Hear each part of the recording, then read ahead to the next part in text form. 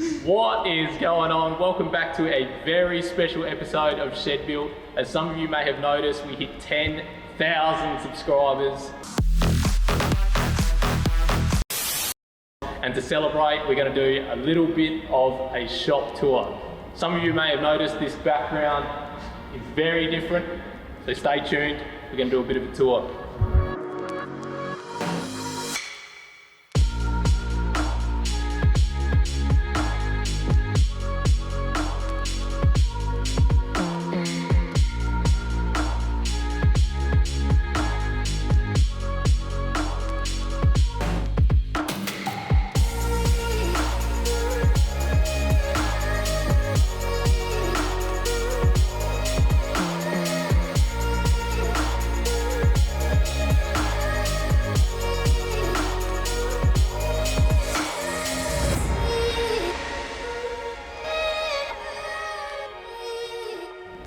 So as you come through the massive roller door that can actually fit the Troopy through it, you come to this.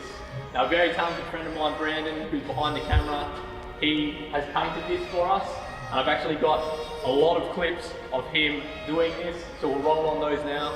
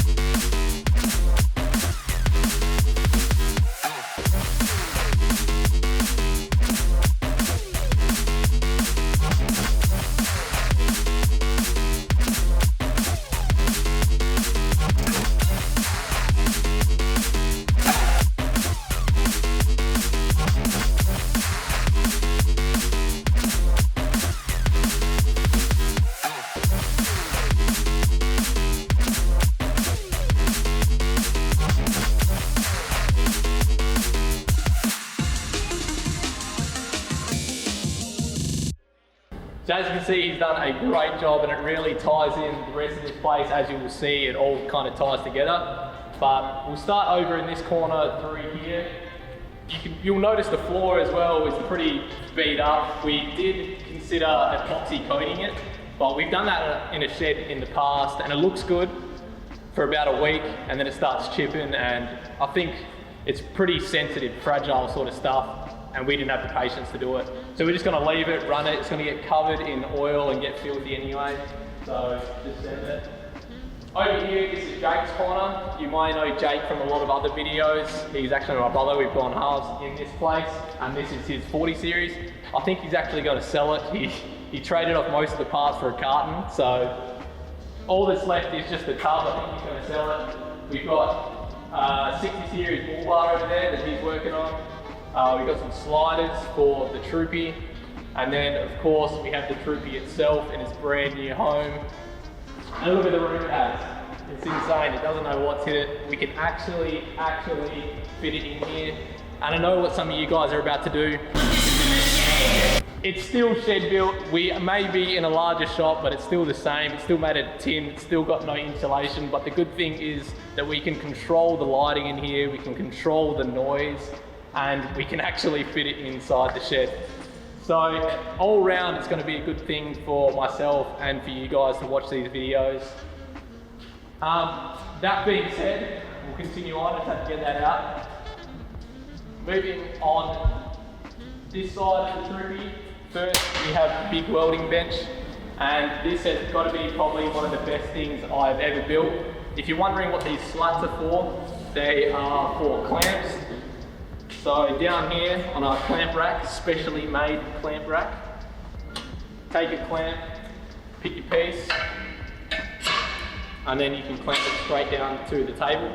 Probably one of the best things I've ever built. You've got the big vise mounted on that. Of course, you've got the angle grinders and the clamps. Coming over this side, I've actually got a piece of pegboard, steel pegboard that I've welded on the side that just houses all the cutting wheels and the flat discs. Keep moving around here, we've just got our stands, the drill press, and another stand for the drill press I'm going to recreate because that thing's epoxy. The parts washer, the engine crane, and some more lighting.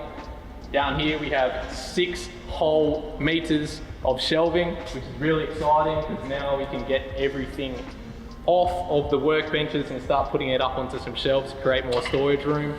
Behind me here we have the big workbench, houses everything from spanners to all loose consumables. The welders underneath there, and we've also got the dog beds with the security guards.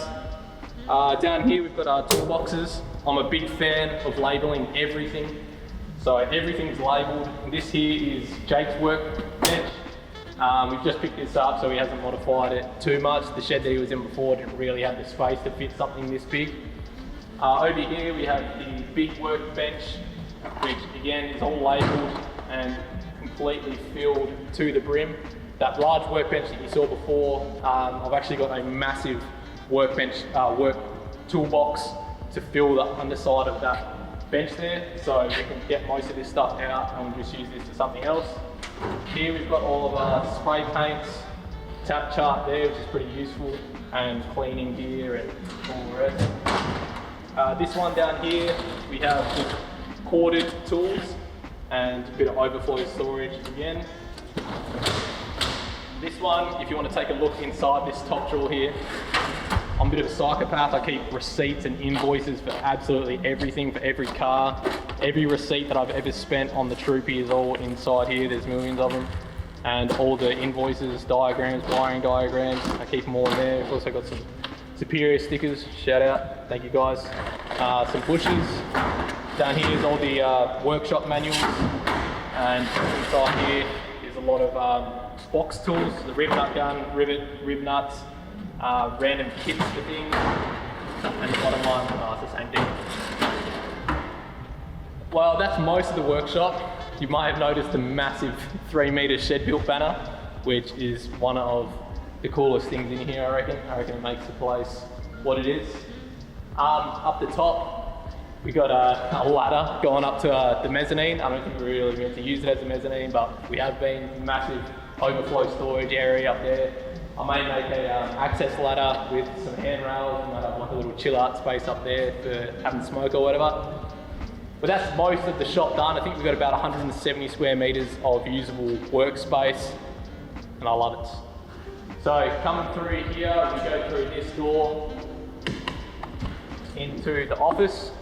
Everything's gonna look really orange in here because the white balance on the camera is all set to the shop. But in here, there's not a lot going on. We just got a couch, coffee table. Eventually I'll have a little editing station over on this desk through here. Got a dirty fridge that came with the place. That's just full of emu export, basically. And here's just a little storage closet and of course a toilet. When we moved in, the toilet actually didn't even have a toilet roll holder, so I made one, which I'll show you now. And it didn't have a workshop handle either, like for the door. But we'll go back to the workshop, and I think we've basically covered everything. The lights, they're massive LED UFO high bays, like 450 watts or something. They did have massive metal halide halogen bulbs in there before. We replaced those instantly because they cost like $50 as soon as you flip the switch. But think we've just about covered everything. If you're wondering what's going on with the Troopy, we're actually waiting for welding inspection. So per engineer's request, we're gonna have to get a registered, qualified guy who knows what he's doing, that's not me, to actually come out and have a look at what's going on with it. So we'll have to strip everything back off it again, but once we get that welding approval, we're actually gonna get a hoist installed over where the 40 is at the moment. Once the hoist is installed, we can rip off the Troopy body and then start on the rear end. The front end's basically done, just got to get approval, hoist in, rear end done, and we're mint. So that's about it for this episode. Yep, I think we're done. Stick around, like, subscribe if you haven't already, you know the deal, and I will see you next time. Cheers for watching.